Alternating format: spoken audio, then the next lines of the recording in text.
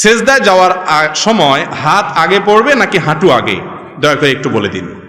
এ সম্পর্কে দুই রকমের হাদিসই আছে। কোন কোন হাদিসে আছে নবী করিম সাল্লাল্লাহু আলাইহি ওয়াসাল্লাম সেজদায় যাওয়ার সময় আগে হাত ধরে রাখছেন, এরপরে হাঁটু ফেলেছেন। আবার অনেক হাদিসে তার বিপরীতটাও আছে।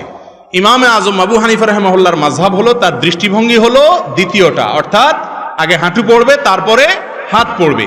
এক্ষেত্রে যে হাদিসে আছে আগে হাত পড়ছে পরে হাঁটু পড়ছে, ওইটার জবাবে তিনি বলেন হয়তো নবী করিম সাল্লাল্লাহু আলাইহি ওয়াসাল্লাম তখন শারীরিক অসুস্থতা ছিল, সেজন্য এরকম করেছেন। বাকি দুইটার সপক্ষে কি আছে? হাদিস আছে। কামড়া কামড়ির পক্ষে কোনো হাদিস নাই।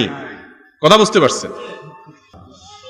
এরপরের প্রশ্ন, জামাত চলাকালীন সময়ে নামাজে ইমামের কোনো ভুল হলে মুসল্লিরা যদি তাকবীর না দেয়, জামাত শেষে ভুল হওয়ার কথা না বলে, তাহলে নামাজ হবে কিনা?